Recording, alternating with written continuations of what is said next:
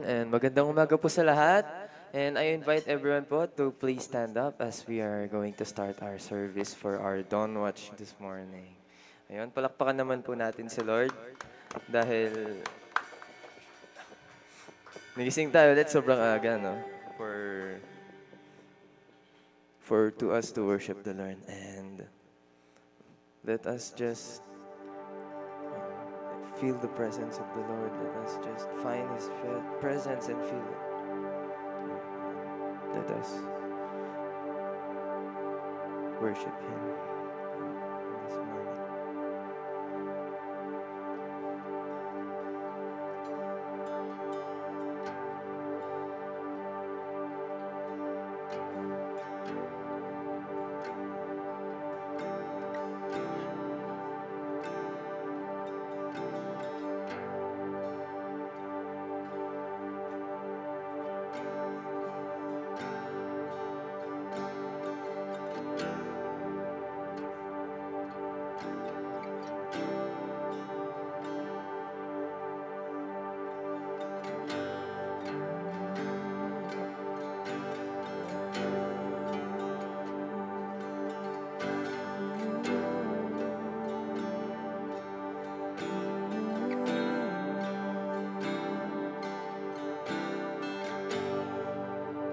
Yes,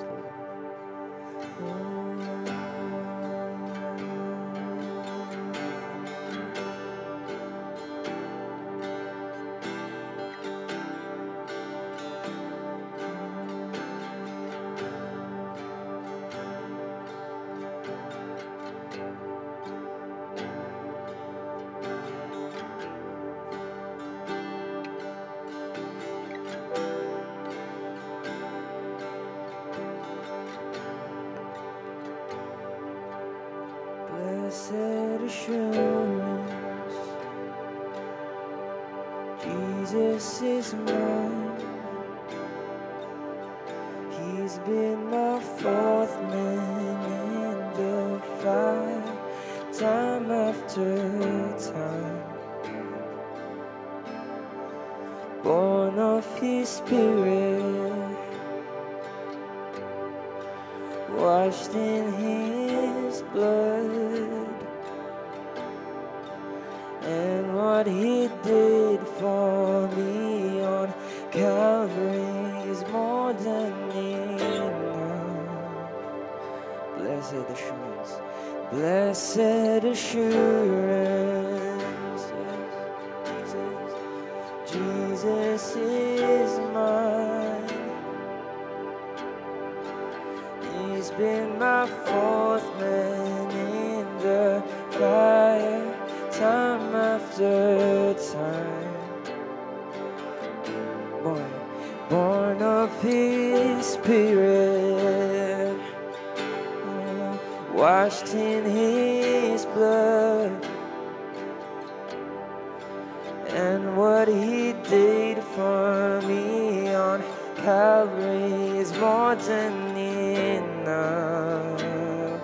Oh, so I trust in God, my Savior, the one who will never fail. He will never fail. I trust in God, my Savior, the one who will never fail. He will never fail. Oh, I trust in God.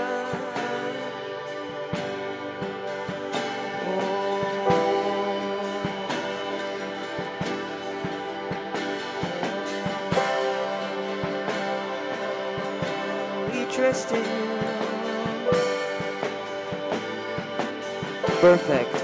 Perfect submission. All is at rest. I know the author of tomorrow has ordered my steps. Oh, so this is my story, and this is my song, praising my risen King and Savior all day long. Oh, I trust in God, my Savior, the one who will never fail. He will never fail.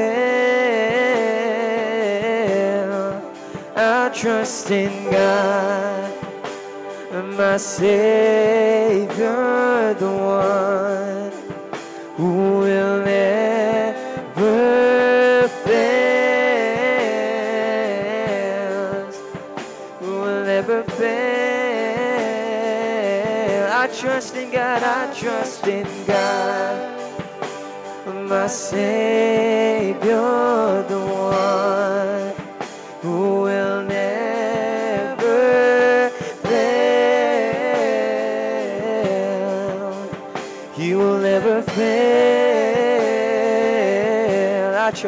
I trust in God, my Savior, the one. Oh yes, oh, you will never fail.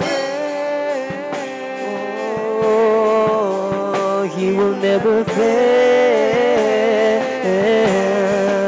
Oh, so I trust you, God.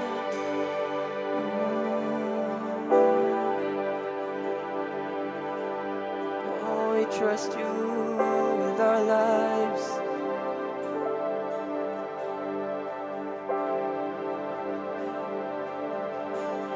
I sought the Lord, and He heard, and He answered. I sought the Lord, and He heard, and He answered. I sought the Lord, and He heard, and He answered. That's why I trust Him.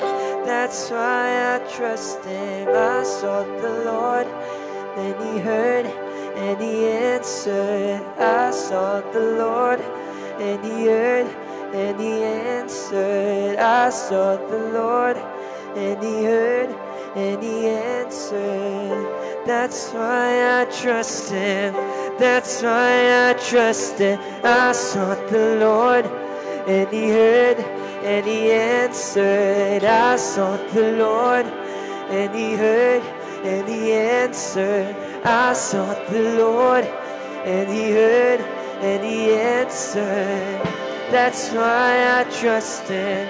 That's why I trust Him. I sought the Lord, and He heard, and He answered. I sought the Lord, and He heard, and He answered. I sought the Lord, and He heard, and He answered.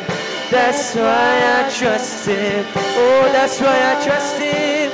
I sought the Lord, and He heard, and He answered. I sought the Lord, oh, and He heard, and He answered. Oh, I trust the Lord, and He heard, and He answered. That's why I trust Him. Oh, that's why I trust Him. I sought, and He heard, and He answered. I sought the Lord, and He heard, oh, and He answered. I sought the Lord, and He heard, and He answered. That's why I trust Him. Oh, that's why I trust Him. I sought the Lord, and He heard, and He answered. I sought the Lord, and He heard, and He answered. I sought the Lord, and He heard, and He answered. That's why I trust Him. That's why I trust in God. Oh, my Savior, the one, oh, He will never fail. Yes, He will never fail. I trust in God, my Savior, the one who will never fail. He will never fail. I trust in God, my Savior, the one who will never fail.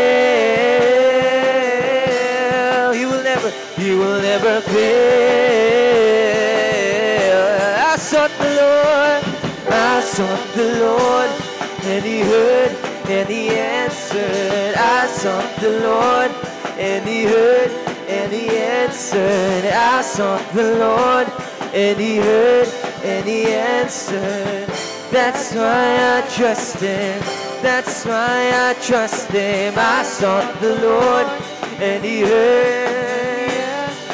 I sought the Lord, and He heard, and He answered. I sought the Lord, and He heard, and He answered.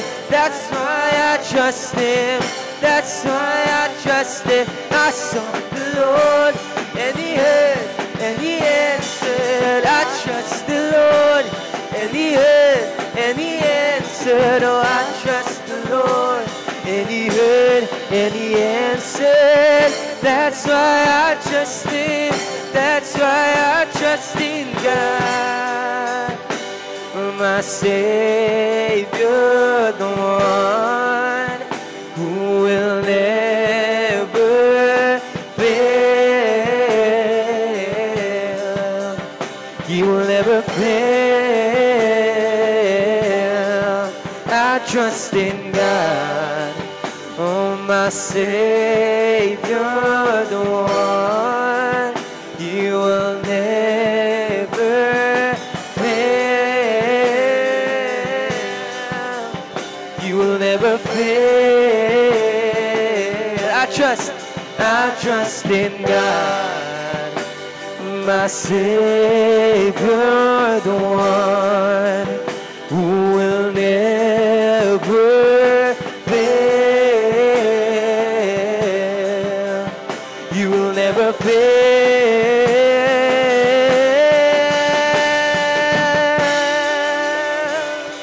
Oh, you will never fail. Oh, yes, you won't. Yes, you won't. Yes, you won't. Oh, yes, you won't ever fail. Oh, rain came and wind blew, but my house was built on you. I'm safe with you. I'm gonna make it through. Rain came, wind blew, but my house was built on you. Oh, I'm safe with you. I'm gonna make it through. Rain came, wind blew, but my house was built on you. I'm safe with you. I'm gonna make it through. Oh, I'm gonna make it through. 'Cause I'm standing strong on you. I'm gonna make it through. 'Cause my house was built on you. Oh, I'm gonna make it through. I'm gonna make it through. 'Cause I'm standing strong on you. I'm gonna make it through.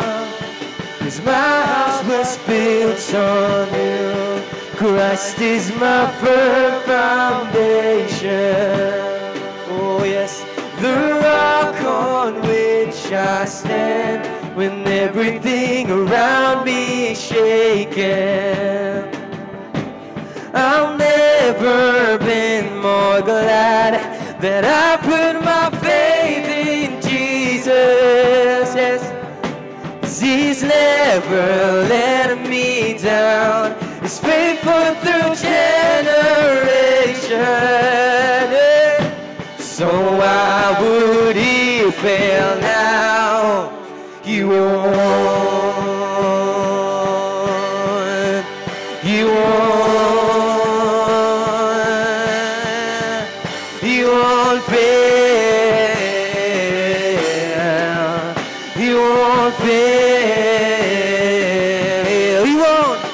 He won't. Oh yes, He won't. He won't. He won't. He won't fail. He won't fail.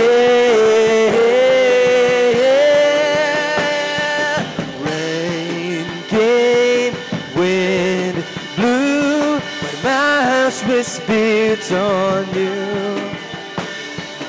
I'm safe with you. I'm gonna make it through. Rain came, wind blew, but my house was built on you. Oh, I'm safe with you. I'm gonna make it through. I'm gonna make it through. 'Cause I'm standing strong on you. Oh, I'm gonna make it through. 'Cause my house was built on you. Christ is my firm foundation. Yes. The rock on which I stand when everything around me is shaking. I've never been more glad. Why? 'Cause I put my faith in Jesus. 'Cause He's never let me down. He's faithful through generations. Oh, so why would He fail now? No, He won't. He won't. He won't fail. He won't fail. For the last time, He won't. He won't. He won't fail. He won't fail.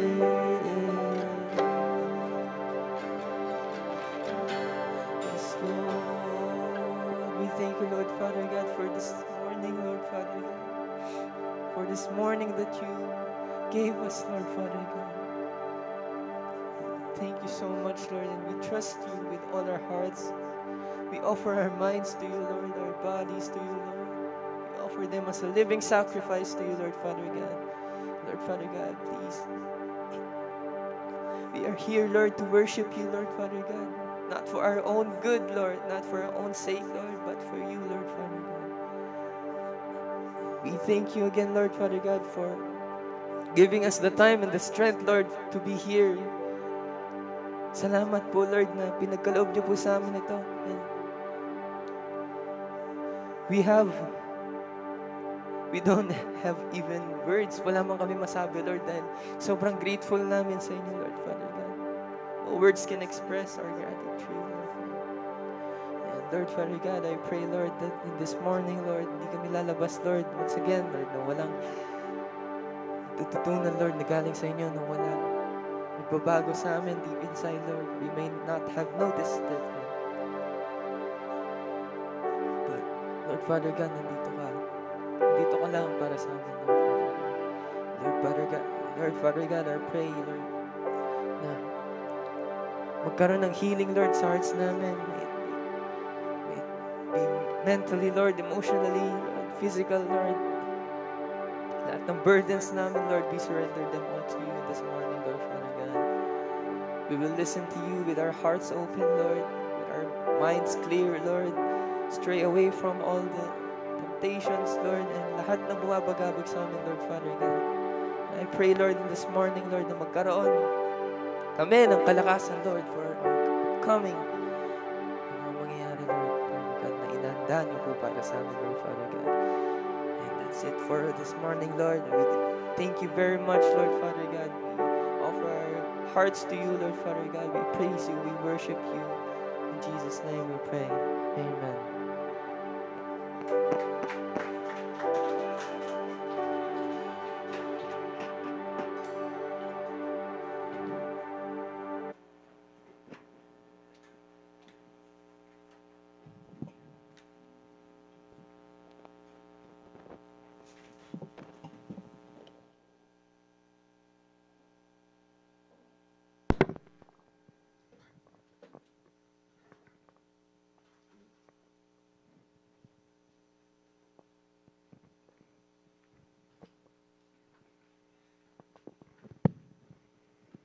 Good morning po. Good morning, everybody. Parang inaantok pa. May kausap ba ako dito? Good morning! Yun. Praise God! Hallelujah. So, magandang umaga po sa ating lahat. No? At siyempre, sa ating Lord na patuloy na siya nagbibigay sa atin ng kalakasan. Amen? So, tayo po yumukat manalangin. Heavenly Father, we thank you, God. We glorify your name, O Lord. This morning, na muli, Panginoon, ay ang kalakasang ito ay magamit namin, Lord, sa pakikinig sa iyong mga salita. Na, Lord, yung buhay at mintig ng pusong ito ay patuloy na makapaglingkod sa iyo sa bawat segundo ng aming buhay, O Lord God. Ikaw ay mapasalamatan, maparangalan ng masikit pa, Panginoon.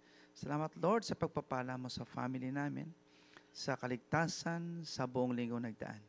Pagpalain mo po ang iyong mga salita, ikaw lamang siyang marinig, Panginoon, sa mga oras na ito.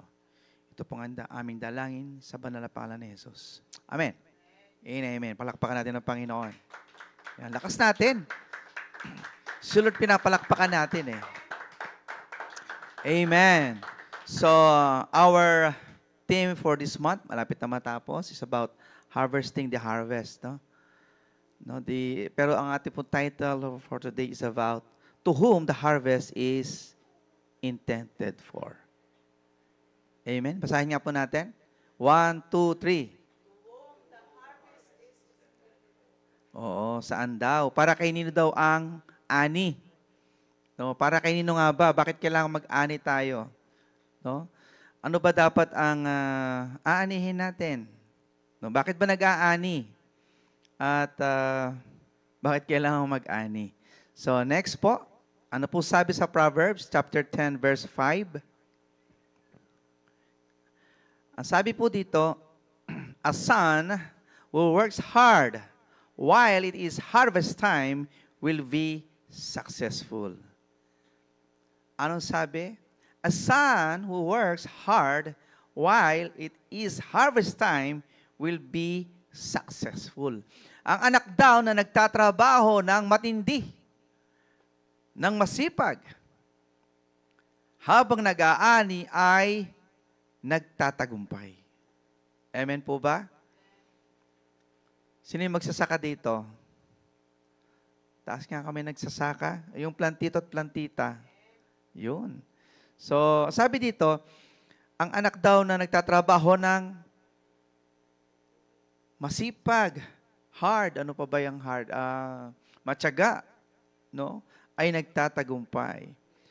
But one who slips through the harvest is worthless.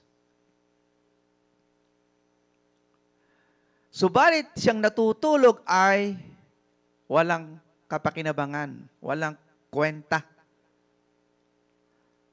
sa panahon ng pag-aani, yung daw mga natutulog na ito ay walang kwenta.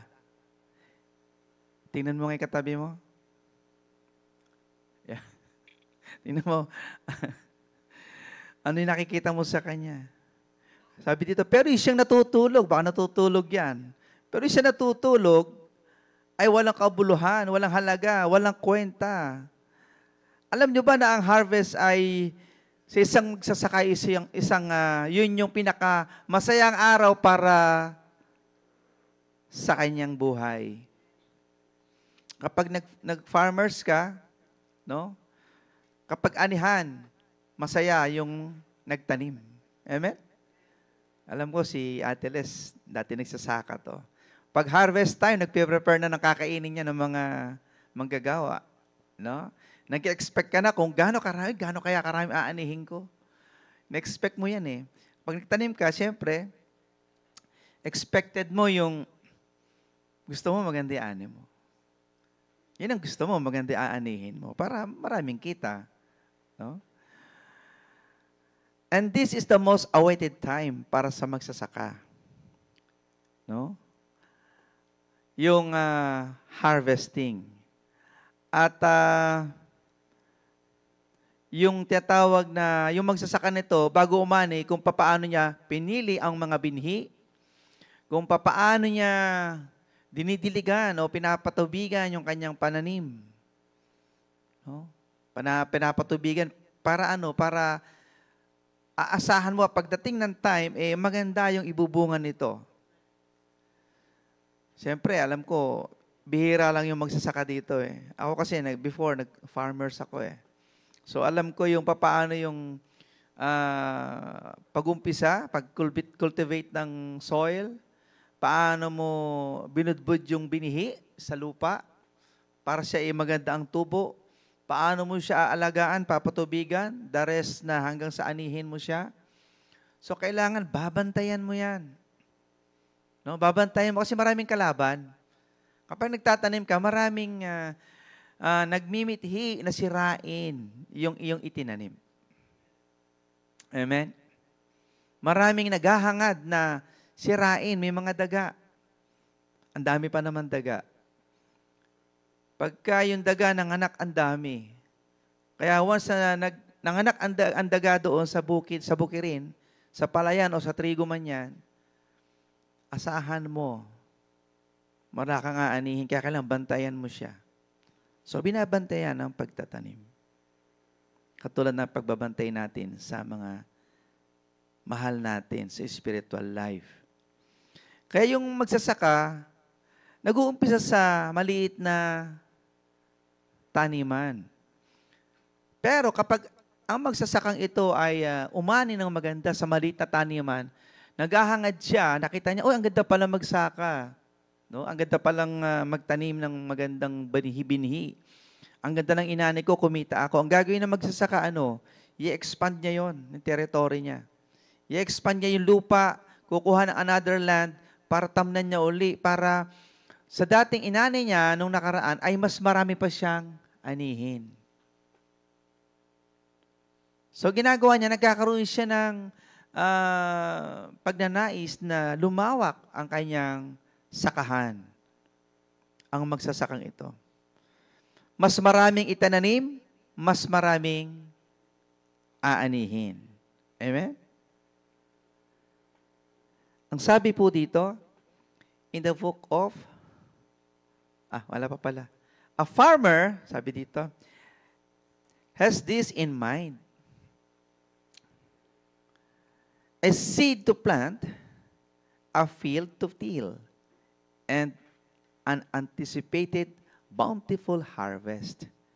But there is one question that needs to be answered. To whom the harvest is intended for.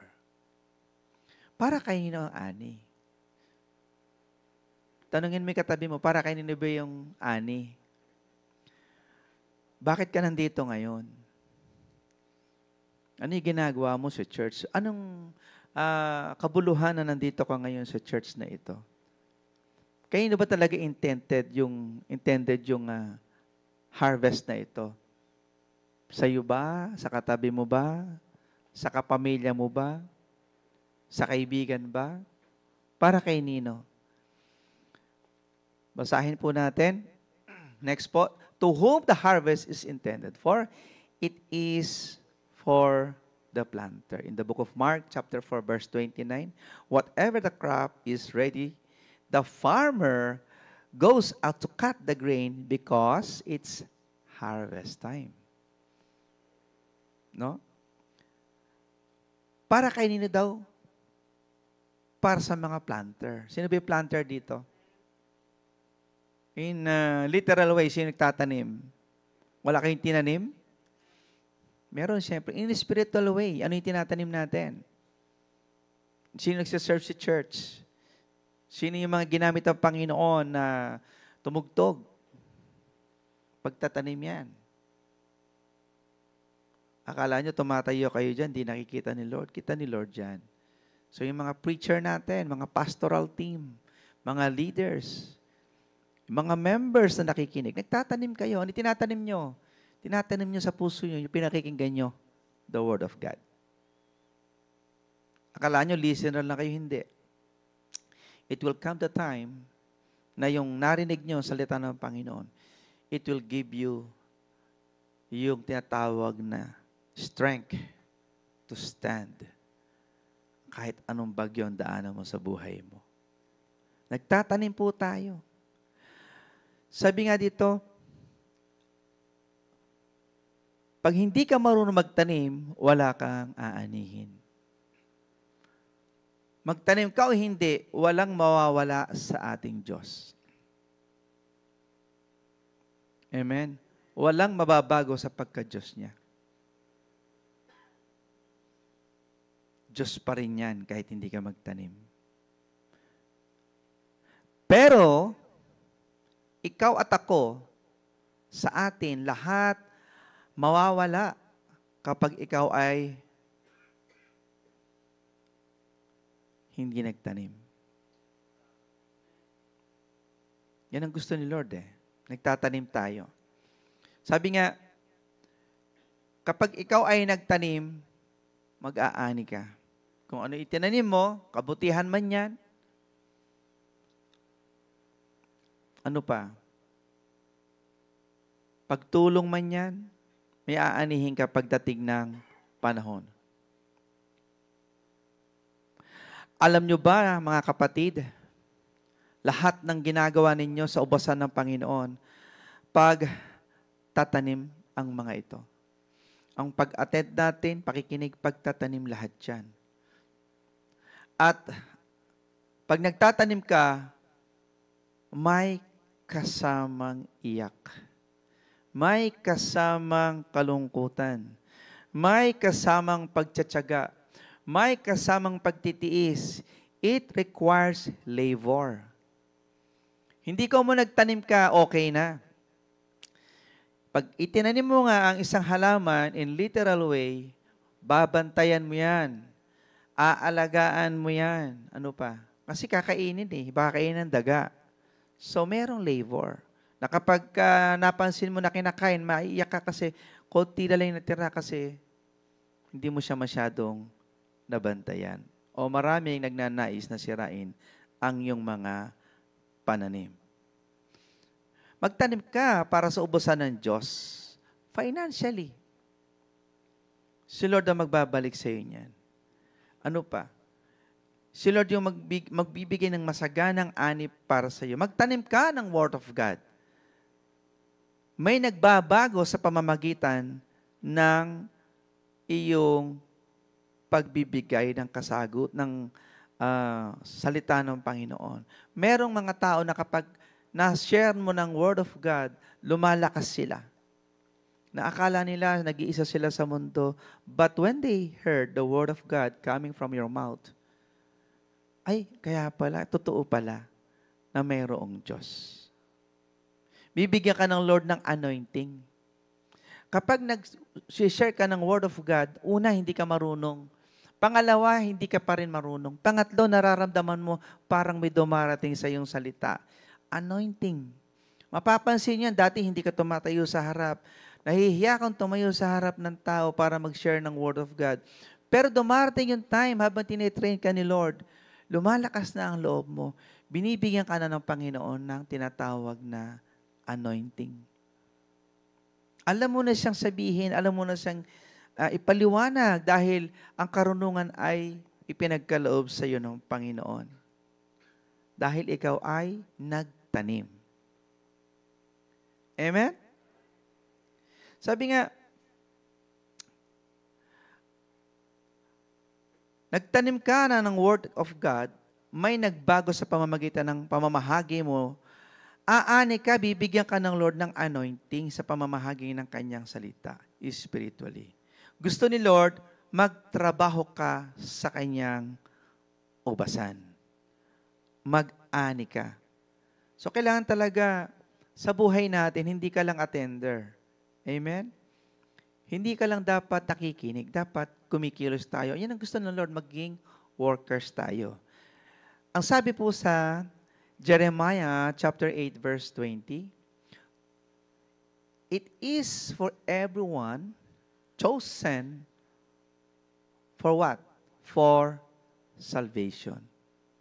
Ang lahat ay ano?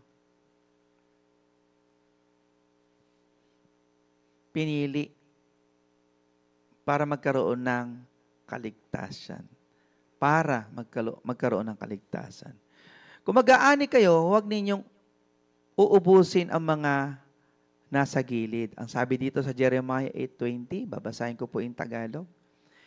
Kung mag-aani kayo, huwag ninyong uubusin ang mga nasa gilid ng inyong bukirin. Yan ang sabi ng Panginoon. At huwag na ninyong balikan para pulutin ang mga natira. Ganon din sa inyong ubusan, huwag na ninyong babalikan para kunin ang mga natirang bunga o mga nalaglag. Iwanan ninyo iyon para sa mahihirap at mga dayuhan.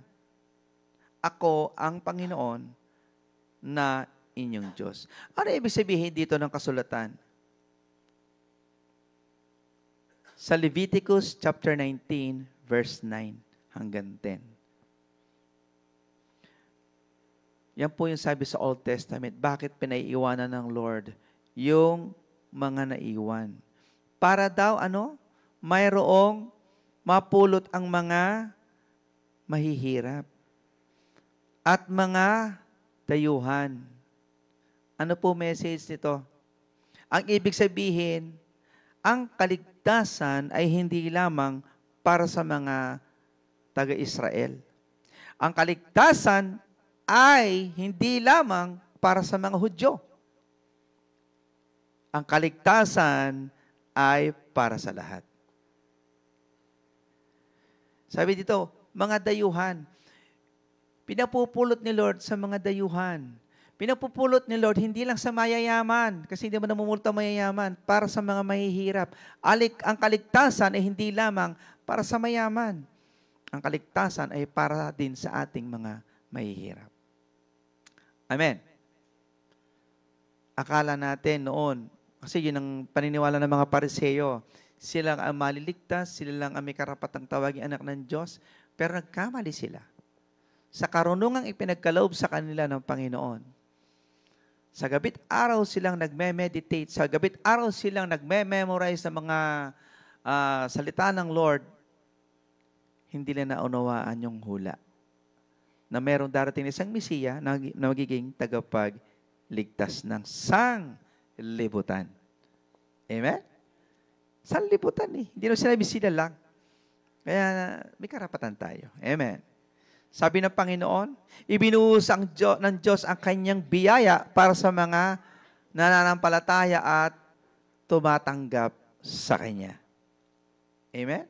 So, it is for everyone chosen for salvation. Para sa lahat ang salvation.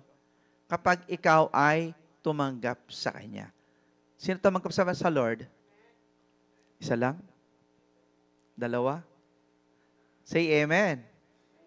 Mahina. Pag salvation ang pinag-usapan dito, dapat masaya ka. Kasi para sa lahat eh. Imagine mo, wala ka ng makarapatan para maisalba ng Panginoon. Pero binigyan tayo ni Lord ng chance. Amen. Yun. Ang sabi po dito in the book of Matthew, it is for the called harvesters. Sila yung may karapatan din naman, no, na mag-ani. Then he said to his disciple, the harvest is plentiful, but the workers are few. Ask the Lord for the harvest, therefore, to send out workers into his harvest field. So, ang gusto ng Lord, may ma-harvest tayo. Mag-harvest tayo. Sabi mo sa katabi mo, mag-harvest daw tayo, sabi ni Lord. Yan ang gusto ng Lord eh. Yung makapagdala kayo ng isang kaluluwa na para makapakinig sa salita ng Lord, makaunawa, harvest na yon. Mahalaga yon para sa ating Panginoon. So harvest time, ano ba talaga? Ano ba dapat ang gawin? It is for the called harvesters. Taas kami na nag-harvester dito. Taas nga kami, sino mag-harvest? Ay, ilan lang. Taas natin lahat, kahit di ka mag-harvest, mag-harvest ka na. Taas natin ang kamay para sa Panginoon. Yan, ganyan. Napaka-importante ng harvest. Ipinag-utos si Lord dyan eh, bago siya makyat sa langit. Sabi ng Lord, humayo kayo at, magpakarami. Humayo kayo. Spread the word of God. Amen. Kasi yan ang pagkain natin. Naniniwala ba kayo na yung salita ng Diyos pagkain? Ang sabi ng Panginoong Hesus, nung tinanong siya nang galing sa Samaria, no? Yan ang mga disciple niya, bumili ng pagkain. Pagbalik nila, oh Lord, kumain ka na. Tapos na ako kumain. Sino nagbigay ng pagkain dito? Binigyan mo ng pagkain. Lord, ano yung kinain mo? Wala ka na wala man nagbibigay ng pagkain sa'yo. Ang pagkain ko ay gawin ng kalooban ng aking Ama na sa langit. Amen. So ikaw, kung naniniwala kang anak ka ng Diyos, ano yung pagkain mo? Ang pagkain natin ay ang makinig ng salita ng Panginoon. Amen? Pag nakakarinig ka ang salita ng Lord, lumalakas ka. Hindi ba? Parang pag gutom na gutom ka, pag kumain ka, nawawala yung gutom mo. Lumalakas ka. Pero, iba naman yung tinatawag sa spiritual life natin. Ano yon? Kapag ikaw down na down, napakarami mong problema, subukan mong manalangin. Makita mo, lalakas ka. Hindi ka man kumain ng literal way, physical way, pero pag once na nag-pray ka, makikita mo, lumalakas ka. Nasubukan niyo na po ba yan? Wala, isa lang. Nasubukan na po ba natin yung ganun dalangin? Gusto niyo masubukan natin mamaya? Say amen. Mga kapatid, totoo po, hindi madaling maging isang Kristiyano. Hindi madali. Nakakaya lang natin to kasi meron tayong kinakapitan. Bakit hindi madali, Pastor? Di ba madali maging Kristiyano? Depende po, pero karamihan, may struggle. Kasi yan ang gusto ng kaaway. Habang lumalapit ka sa Lord, lalo kanyang hinahawakan pababa ng kaaway. Hindi mo siya nakikita, pero dumarating sa buhay mo, katakot-takot ang problema. Hindi mo na nga problema, poproblemahin mo pa. Natutulog ka na lang, may pupunta sa'yo para humingi ng lakas, humingi ng tulong. Hindi mo problema yon, hindi nakaprogram yon. Pero darating at darating sa'yo. Pero alam nyo ba mga kapatid, it is a harvest time kapag lumapit ang taong yun at iyong natulungan. Amen? Amen. Next po, ano sabi dito? It it is for the called harvesters. In the book of Matthew, chapter 9, verse 37 to 38. Then he said to his disciples, the harvest is plentiful, but the workers are few. Ask the Lord for the harvest, therefore, to send out workers into his harvest field.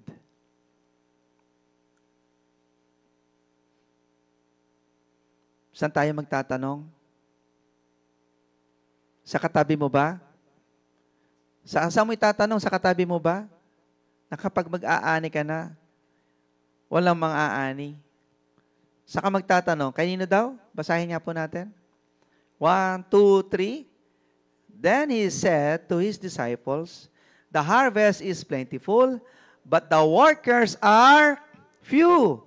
Ask the Lord of the harvest, therefore, to send out workers into his harvest field. Kayo harvest field, John?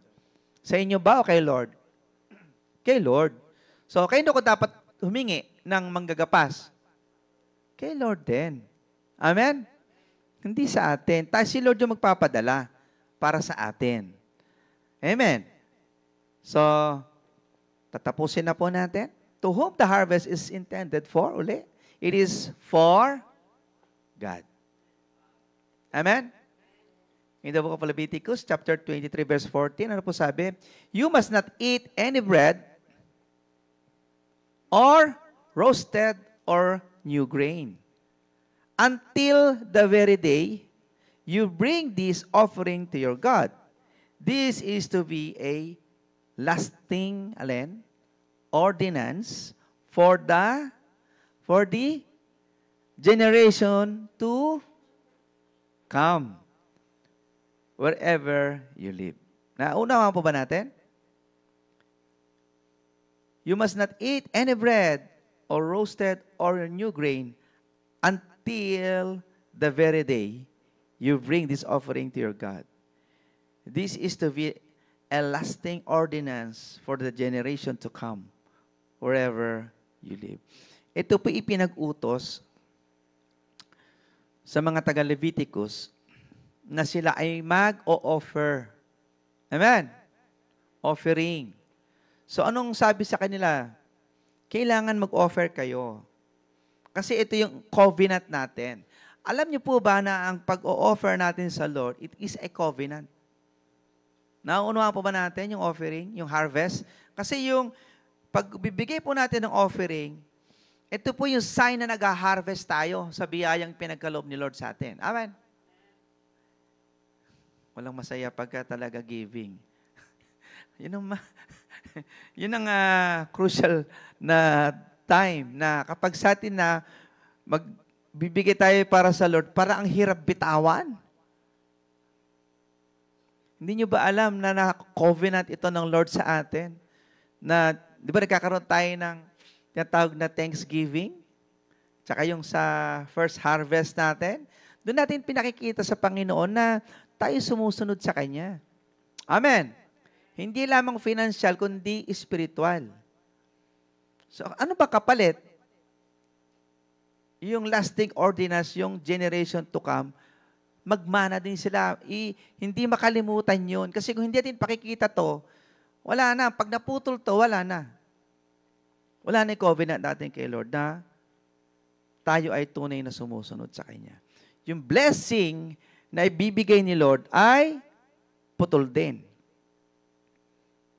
Kailangan tuloy-tuloy ang biyaya ng Lord sa ating buhay. Tayo ay maging isang harvester. Amen? Tayo po'y tumayo at umawit sa Panginoon.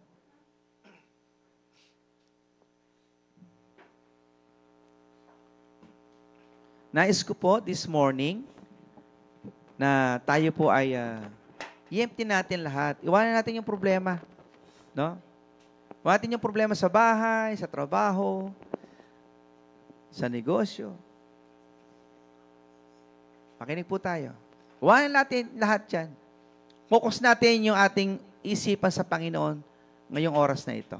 Iwanan mo yung problema, yung personal life mo, personal life mo. Iwanan mo yan. Si Lord muna kausapin mo ngayon. Amen. Amen.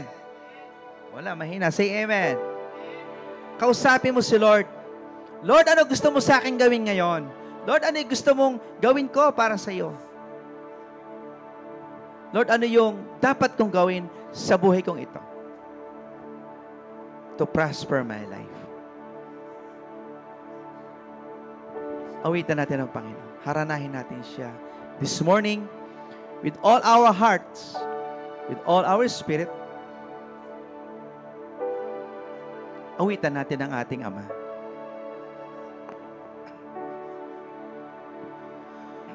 Puso ko iyong sinisiyasat. Yes, Lord. Buhay ko'y iyong alam. Ang lahat kong lihim, O Yahweh, ay tiyak mo ngang nalalaman ang lahat ng aking ginagawa. O sa'yo ay hindi lingid ang lahat kong lihim, O Yahweh, ay tiyak mo nga nababati. Yes, Lord. Salamat, Panginoon, kilala mo ako. Ang lahat ng bagay ay dilingid sa'yo. Salamat, Panginoon, tinutuwid mo ako. Ikaw lang ang may alam ang aking patutunguhan. Salamat sa'yo,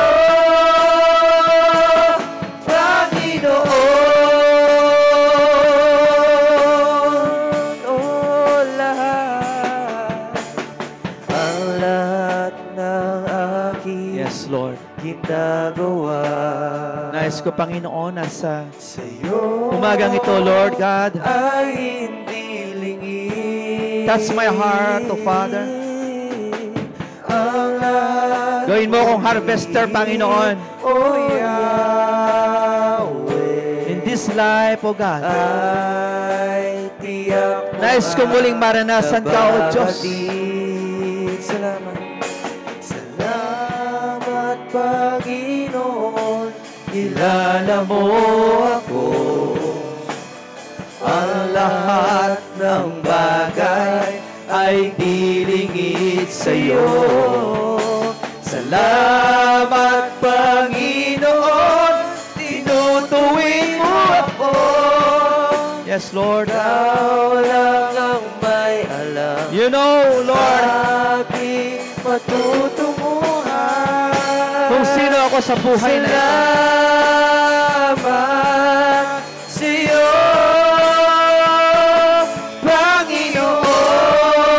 Panginoon. Salamat, Panginoon, kilala mo ako. Ang lahat ng bagay ay dilingid sa'yo. Salamat, Panginoon, tinutuwid mo ako. Ikaw lang may alam ng aking patutunguhan. Salamat sa'yo,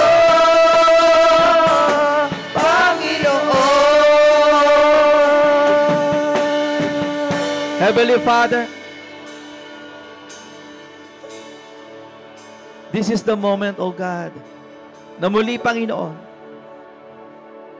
ay ituon mo ang iyong paningin sa akin. Lord, tulungan mo ako sa buhay na ito. Tulungan mo kami, Panginoon, kung paano namin, Lord, pagtatampuyan ang buhay na ito, Panginoon, na iyong pinagkaloob sa amin. You are my Creator. You are my God. At hindi mo hahayaan, Lord, na sa buhay namin ito ay hindi kami maging isang harvester. Lord, inutusan mo ang bawat isa na magkaroon ng aanihin. Nais namin, Lord, na sa bawat pintig ng aming mga puso ngayon sa mga oras na ito, ay pasasalamat, walang hanggang pasasalamat sa mga pagsubok, sa katagumpayan, sa mga mararating pa namin, Lord. Because of you, O Lord, you have given us the opportunity, O God, na masabi namin, Panginoon, na kami ay nagtagumpay. Lord, alisin mo sa amin ang mga tinik na ito.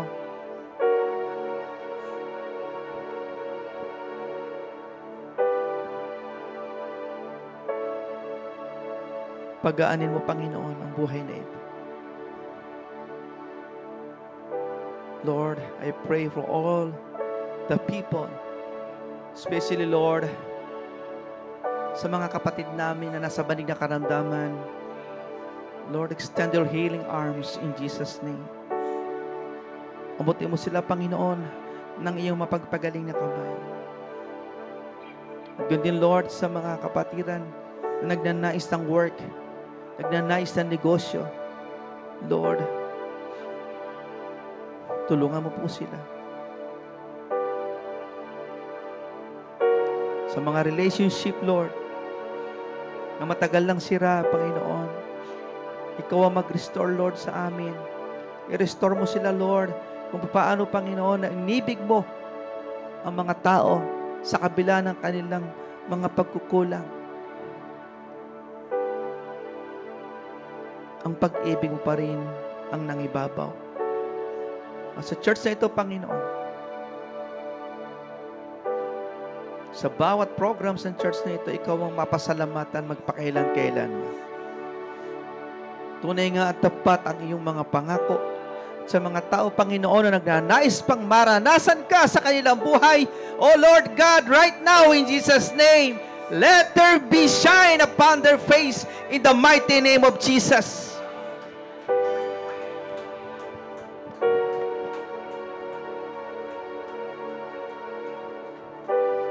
Lord, hindi ka madamot sa iyong mga anak. At karapat-dapat lamang na maranasan nila ang pagpapalang sa iyo lamang matatagpuan. Miracles and wonders shall follow us, O God, habang kami nabubuhay. At ipakikita mo ito, Panginoon, hindi lamang ngayon hanggang sa susunod na henerasyon ng mga pamilyang nakinig sa iyo ngayon at sa mga makikinig pa, O Lord God. Let the breakthrough, O God, sa buhay na ito, in Jesus' name, ay pumasok sa tahanan ng bawat isang nakikinig ngayon. Sa pangalan ni Jesus, sa pangalan ni Jesus. Let the transformation of their hearts, O God, be upon them in Jesus' name. Lord, salamat po sa pagpapala mo. Salamat sa mga salita mo. Salamat sa pagtitiwala mo sa buhay na ito. Pagpalain mo po ang gawain ng church na ito at sa gagawin namin na mga programs, Lord, sa mga oras na ito, Panginoon, sa mga susunod pang oras.